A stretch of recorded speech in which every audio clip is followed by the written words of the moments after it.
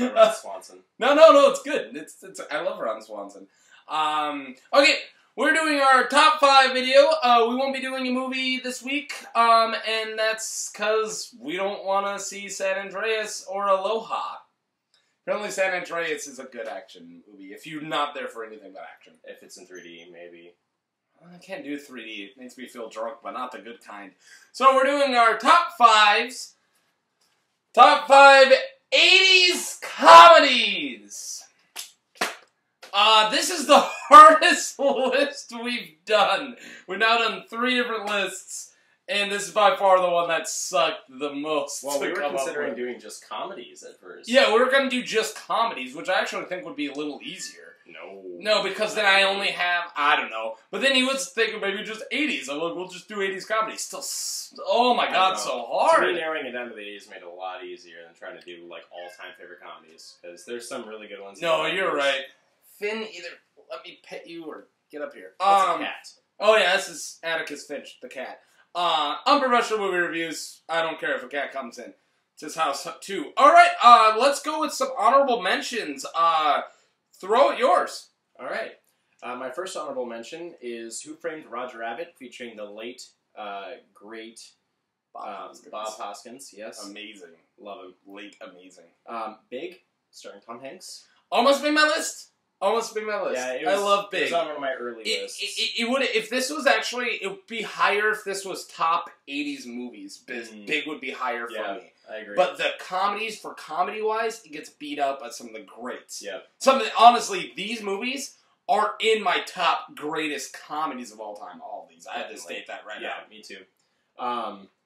Short Circuit is on my list for honorable mentions. Because, I totally forgot about that. Right. I haven't seen it all the way through since like, I don't know, I was like 15 or 16, so it's been almost 10 years.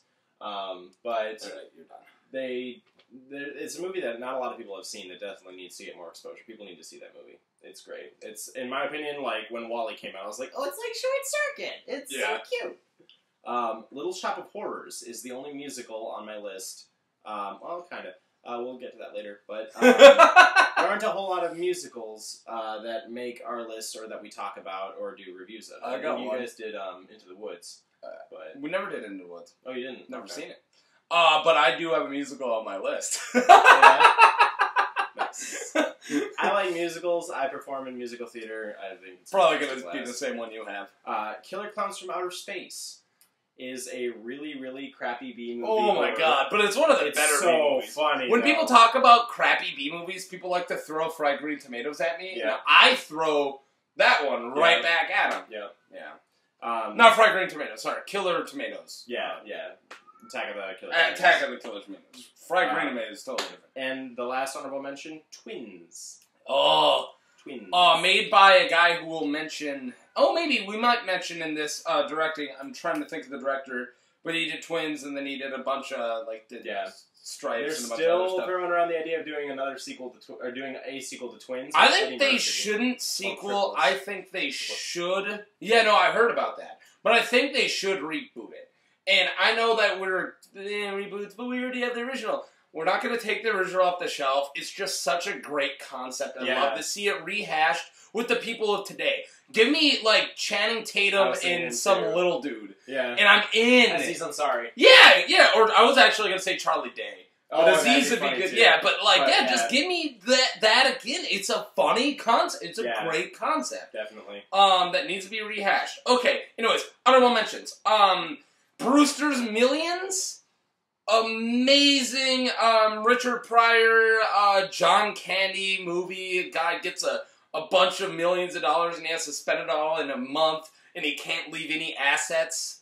It's fucking great. He just goes complete nuts and you see everyone around him. He has to keep it a secret and everyone around him's like, why are you just throwing $1 million away to that? And it's like, oh my god. He's like, don't do it, spend it! What was the movie with Richard Pryor and Gene Wilder where they were... Hear No Evil, See No Evil? Yeah, that's an 80s movie too. Yeah, it did make my list, because it's actually not that amazing, compared to their like, Blue Streak or their other ones together, which sadly also didn't make my list. And then, of course, one that kills me that it didn't make my list, because when we were first talking about this, I was like, and that movie! And I thought it was going to be like my number 2. Ferris Bueller's Day Off is one of the better comedies of all time, and it didn't make my list. That's a testament. If you don't know the synopsis of Ferris Bueller's, fucking leave. Just go watch it. Yeah, just get out. Beverly Hills Cop, slightly beat up by my Eddie. I had 3 Eddie Murphy movies I wanted on here, and my favorite 4 Eddie Murphy movies, and my favorite one made it. Beverly Hills Cop got kicked off.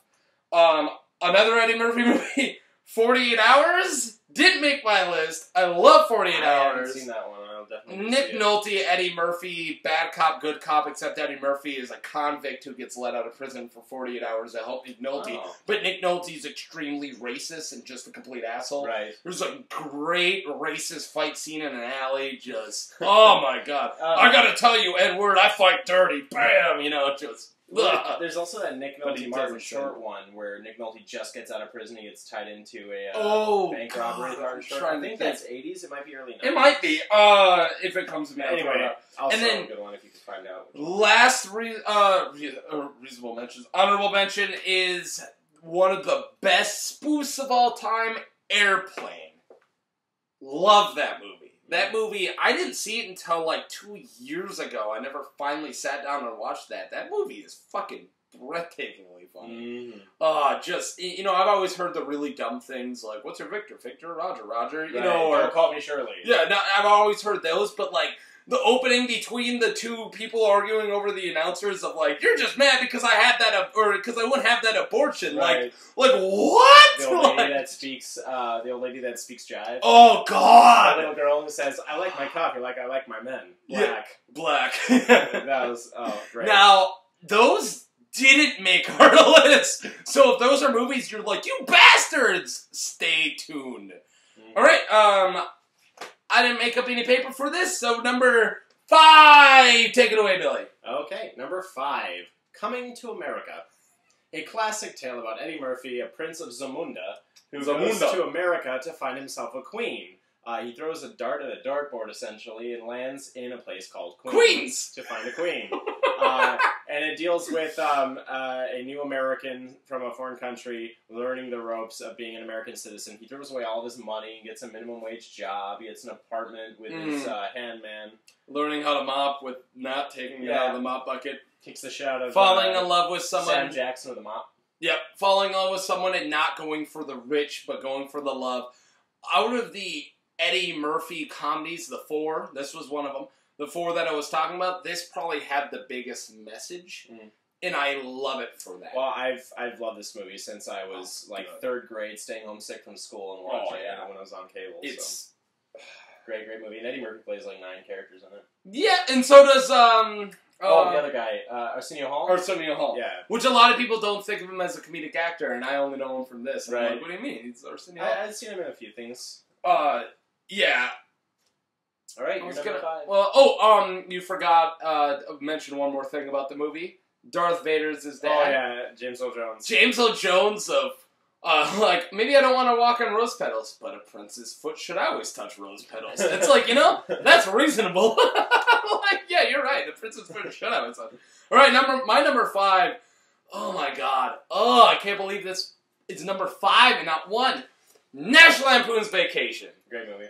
Oh, I'm guessing a lot of our lists are going to be the same, so that's why I'm not going to ask your point unless you give it. Right. I don't want to ask your point if it's, So, National Lampoon's Vacation, what do I have to say about this movie? If you haven't seen it, go see it. It's one of the staples comedies of all time. It's getting a reboot. And it's before we knew that Chevy Chase was an asshole. Yeah. No. One of the other movies on my list taught me that Chevy Chase is an asshole. Cast members hate him. Yep. But yeah. I mean, I don't have to say anything about National Lampoon's Vacation. There's just the little lines that aren't even the funniest lines still kill me. Like, oh, and I French kiss. Everybody does that. Yeah, but Daddy says I'm the best. Oh my God! Like, there's just so many good lines in this movie, and just frickin' John Candy at the end as the security guard. Yeah. Wally World. Yeah, Wally World, and just the Wally World national anthem. Like, they go so in depth in this world, and that's another. There's a world building in this comedy that is just spot on. Oh, okay, I could talk about that movie for fucking ever. Okay. Number 4!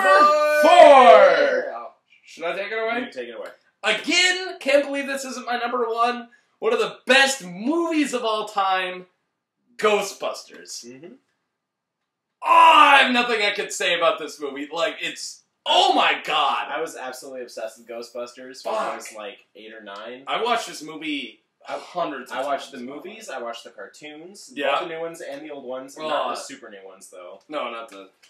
even the later 90s ones I watched. That's the ones I'm talking about. Yeah, those are really I had good. all the action figures, and I had the Ghostmobile. Yeah. No, it's good stuff. Look up Ghostbusters on the internet and they can tell you everything I want to tell you right now. There's so many fan videos, so many fan theories, so many cracked articles about this movie because it is so good. And you could break it down. It surpassed, it suspended past comedy into so many different realms. And now Dan Aykroyd is off his rocker and he's really been trying to make this into a giant multiverse, giant franchise. And they are for sure getting a reboot, and they're talking about... Doing 2 movies, one with men, one with women. Yeah, and they're talking about spin-offs and this and that. Okay, give it to me, and if I like it, I like it. But they're not going to come and take Ghostbusters off my shelf, because no matter how bad these future movies are, which I have faith in them, it won't take away the amazing masterpiece. Hell, Ghostbusters 2 didn't take it away. Mm-hmm.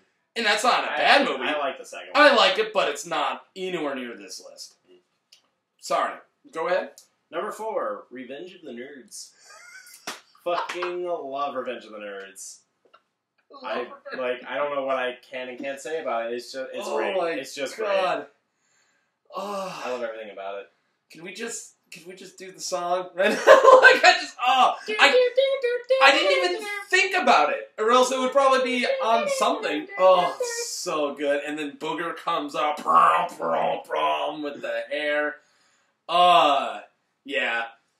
Can we please mention that there's a total rape in that movie from a main character to somebody that they just kind of blow past? Yeah. And she falls in love with him, too. Yeah, she falls in love with him. It's like, oh, I didn't know that was you when you had sex with me. I'm over it because you did that great song. Yeah. Well, no, she was in love with him before that. She was in love with him from the minute he was done going down on her. That was the weirdest thing. Still forcing. That was still not knowing. Okay, either way. Consensual. That was rape going down. Are we on 3? 3. Number 3! Clue. I love Clue. I love Tim Curry. And I like Michael McKean a lot. I can't believe I didn't think about Clue. Yeah, Clue. Clue. Oh my god, this would be rivaling for number 1 if I thought about it. I hate myself right now. Oh I'm gonna go home and have sex with my wife. Martin Mull, fucking name, Christopher Lloyd. Yep. Oh my god, that movie is so good. Amazing. Every moment is fantastic. Clearly, I had to slap her. She was hysterical. I showed my girlfriend that movie about a year ago. And she was, like, hesitant going into it. We've watched it about 7 times since. Like, it's one of our go-to comedies. Yeah. We're like, what are we going to do? Clue? It's great. Oh, if you have any more else to say, I kind of stole that from you. No. I am your singing telegram. Bang! Bam! Spoiler alert. That happens. Yeah, and speaking of spoilers, the multiple endings, like, that movie is just so good. In the physical comedy of that movie is just ridiculous. It just, in the background, you see people just dropping stuff and then just ignoring it. Like, and also the camera, man, is almost part of the joke. Oh, like, yeah. It's a character. And I love that when the camera's a character. Oh. Well, then it's perfect for this movie because it's a board game that we've played. It's dragging us along. This is Clue. I can't believe I didn't think about Clue. Yeah, it's the perfect way to take a simple concept and expand it into a plot. It's just great. Well, this is the whenever people are like, I can't believe they're making Angry Birds a movie. I'm like, you give every concept a chance, right? Because Clue is Clue. You know, that's it. Is you can make anything into a movie with the right director, the right actors, the right writers. That's all it takes. You can make the talking poop a movie if you put the right team behind it. But you can also make a great concept a bad movie if you have the wrong team behind it. Have you seen The Pooh? It's a Korean animated film. No, moving on. Well, look up the poo. Look up the poo. It's existential and it's actually really good. It's about how poop has no purpose in life. Okay. Alright, now I will check it out. My number 3, Blues Brothers. Oh my god! I was going to make my honorable mentions, but I have only seen it once. My comedy in this. I just made my girlfriend watch this the other day, and I don't think she... I mean, every scene she's like, okay, it's kind of funny, and I'm sitting there like, ah! Like, it's definitely kind of a little dated, and that's why it's not number 1. They lose a little bit of its relevance since 1980. Yeah. But even the music of that movie, like, not just the ridiculously long cop chase scenes, not just the ridiculous Carrie Fisher cameo moments, but, like, the music, it's just, you got Aretha Franklin, you got Ray Charles, you got these greats in it, and they're just doing these cameos left and right, and they do their own songs, and it's just ridiculous. Yeah, that movie is also so the origin of my favorite no-context comedy quote. Oh, I hate Illinois Nazis. I thought you were going to go I guess this isn't no context, but I quote it all the time. We have a half a tank of gas, half a pack of cigarettes, it's dark, and we're wearing sunglasses. Hit it! Or it's this many miles to Chicago. I kind of butchered it, but holy shit. Right. Good quote, though. Oh, no, I could talk about that movie forever, too, but... Alright, moving on to the best of the best of not only the 80s, but of ever. It happens to be in the 80s. Number 2! Number 2. You take it. I told you this was on my list, and you still listed it in your honorable mentions anyway. Sorry. Airplane! We talked about it. Oh, sorry, I should have crossed it. No, that's alright. But you're number 2. We covered Airplane. Did you talk about Airplane? I talked about Airplane. Yeah, okay, cool. I'm really sorry to do that. That's the whole point of me asking you beforehand. I just went over it anyways. The last great Eddie Murphy movie, and no, it's not Best Defense. Get the hell out of here from the 80s. No, Trading Places. Talking about not only one of the best, he's like 20 in this movie too. Not only one of the best Eddie Murphy movies, but one of the best Dan Aykroyd movies. Not to mention Jamie Lee Curtis and her tits, by the way. Oh, Jamie Lee Curtis's tits. It's not a spoiler alert, man. It's forever ago. Just look it up on Mr. Skin. Oh, yeah. Just look it up. I'm glad that you're still doing that voice. But, I mean, again, just great quotes in that movie of just like, you can't just walk around shooting people in the knees with double-barrel shotguns. I can't see why not. Just what? Just great moments in like him in the bus dressed as Santa, and he takes out this smoked salmon and it's just stuck to the Santa suit and he's just eating it on the bus. Like, oh my god, that movie's just great. Oh god, I wish we had. I want this to be like a fucking hour video. I really do. It's gonna be one of our longest, but sorry. You ready to do number 2? No, I just did my number 2. Yeah, it was Airplane. Yeah. So apologize again. Do your number 1. Our number 1! My number 1? I can't believe, of course, Caddyshack. Yep. Caddyshack. Before you say anything more, fun story. My mother worked at a donut shop in Florida when that movie was being filmed. Really? Yep. She personally packaged Bill Murray's donuts. Wow! Yeah. And now like your mom. Several of her friends were featured in the movie as extras. And, like, smaller parts with lines. That's awesome! Alright, no, that's good. Story. Now, in talking about Caddyshack, there are just so many, like, it's in my top 10 favorite movies of all time. It's up there with Star Wars's for me. Caddyshack is the epitome. If it's your number 1, you can say it. No, it isn't. Oh, okay. Nope. It is. It is by far the epitome of comedies for me. And if you've never seen it, slap yourself in the face and go see it. It is just an amazing movie. Everything from the music to Harold Ramis's directing to his on-the-spot scenes that were written the day before or during the filming of another scene. He's sitting there writing the next scene. Like, it is such a chaotic mess that should never have been a movie at all. It should never have even been a good movie. And it is just amazing. And the scene between Chevy Chase and Bill Murray, we have to bring up. I got like 2 more things to say. I'm really sorry. Don't worry about it. The scene between Bill Murray and Chevy Chase in Bill Murray's area, or his little place he's living in, the shed. They like agreed on doing that movie if they didn't do a scene together. And then Harold Ramis wrote it the day before. He's like, please, just do it. And they're like, we're not reading it. We'll just improv it. That whole scene's improv, and they hate each other. Bill Murray and Chevy Chase hate each other, and they did that amazing cannibal coming. Like, it's such a good scene. Now, my one other thing I'm gonna mention. I could talk about this movie for fucking hours, but the other great is it's Rodney Dangerfield's first movie ever. And I'm gonna do a little rant of his, but when he first walks into the caddy area, the golf shop, and he walks in just like, does that whole like, this place is restricted, don't tell them you're Jewish. Okay, I want 6 of these, give me 4 of those, give me 4 of those, oh, look, what's looking at, I have a sign, you get a free, or you get a hat like that, you get a free bowl of soup. Looks good on you, though. That whole scene, so he does it all in one take.